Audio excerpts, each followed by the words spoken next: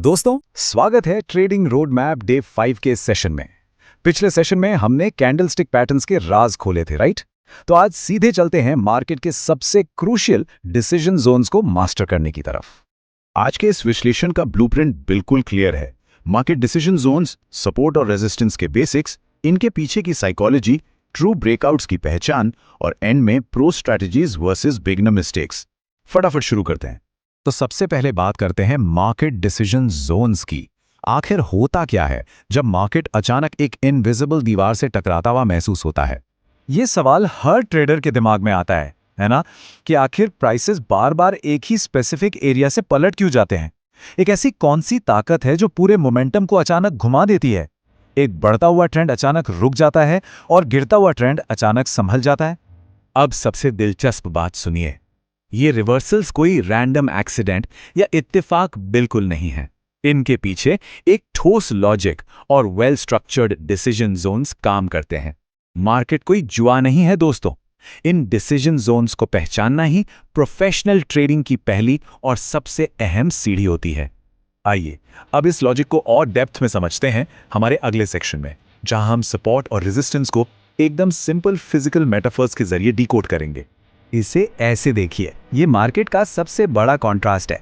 Support बिल्कुल एक फर्श यानी फ्लोर की तरह काम करता है।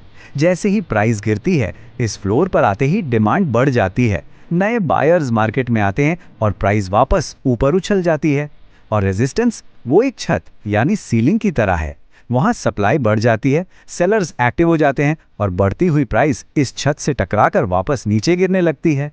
एग्जाम्पल के तौर पर मान लीजिए एक स्टॉक लगातार 500 रुपए पर आकर ऊपर बाउंस करता है और 550 पर जाकर गिरता है। तो ये दोनों नंबर्स हमारे सपोर्ट और रेजिस्टेंस बन गए। 500 पर दबाकर खरीदारी हो रही है और 550 पर ठीक उसकी उल्टी बिक वाली। ये लेवल्स मार्केट की आदत बन जाते हैं। लेकिन एक सेकेंड, यहाँ एक बहुत बड़ा कैच है। 500 या 550 जैसे लेवल्स कभी भी पत्थर की लकीर नहीं होते। मार्केट में हमेशा थोड़ी वॉलेटिलिटी होती है ना, इसलिए इन्हें एक एग्जैक्ट हार्ड लाइन मानने की गलती कभी मत करिएगा।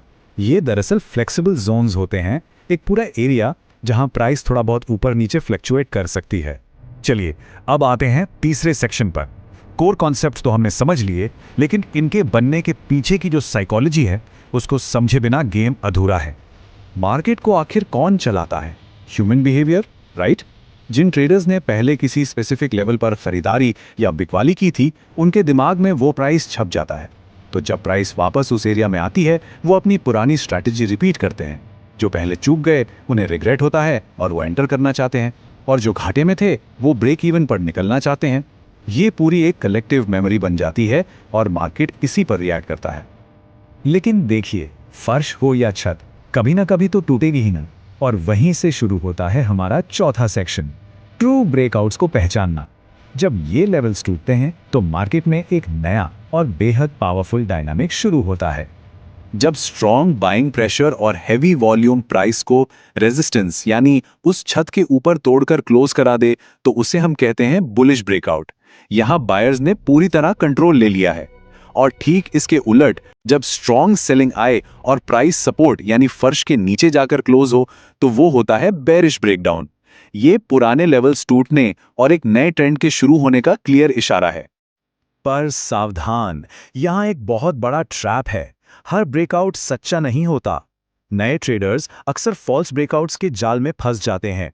इसीलिए ट्रेड एग्जीक्यूट करने से पहले स्ट्रॉन्ग कंफर्मेशन का वेट करना और पेशेंस रखना एब्सोल्युटली एसेंशियल है। सिर्फ प्राइस को थोड़ी देर के लिए लाइन क्रॉस करते देख ट्रेड ले लेना एक महंगी गलती साबित हो सकती है। और इसी के साथ आते हैं आज के आखिरी सेक्शन पर। आइए देखते हैं कि ये सब एक साथ कैसे जुड़ता है और इन कॉन्सेप्ट्स का रियल वर्ल्ड एप्लीकेशन क्या है। कहाँ प्रो ट्रेडर्स बाजी मारते हैं और बिगिनर्स क्या गलतियां करते हैं। इस कंपैरिजन को ध्यान से देखिए, क्योंकि कॉन्टेक्स्ट सबसे जरूरी है। प्रो ट्रेडर्स हमेशा मल्टीपल टचेस और स्ट्रॉन्ग कंफर्मेशन कैंडल्स का वेट करते हैं। वो वॉल्यूम और ट्रेंड की दिशा देखते हैं और उनका फोकस हमेशा रिस्क मैनेजमेंट पर होता है। उन्हें पता है कि कब ट्रेड नहीं लेना है। दूसरी तरफ बिगिनर्स बिना वेट किए हर छोटे स्विंग पर ढेरों लाइंस ड्रॉ कर लेते हैं। उन्हें एग्जैक्ट प्राइस पॉइंट मान लेते हैं और सबसे बड़ी गलती, बिना कंफर्मेशन या स्टॉप लॉस के कूद पड़ते हैं। एक सक्सेसफुल ट्रेडर बनने के लिए इस माइंडसेट का फर्क समझना सबसे बड़ा कदम है। तो इस पूरे विश्लेषण को सम अप करते हुए एक कड़वी मगर सच्ची बात हमेशा याद रखिएगा, सपोर्ट और रेजिस्टेंस कोई भविष्यवाणी करने वाले यंत्र या क्रिस्टल बॉल्स नहीं है। ये मार्केट को डिक्टेट नहीं करते। ये सिंपली वो लॉजिकल एरियाज हैं जो हमें डिसीजन जोन्स आइडेंटिफाई करने में और आने वाले रिस्क रिवॉर्ड को बेहतर प्लान करने में मदद करते हैं। लेकिन अब एक आखिरी और सबसे बड़ा सवाल रह गया।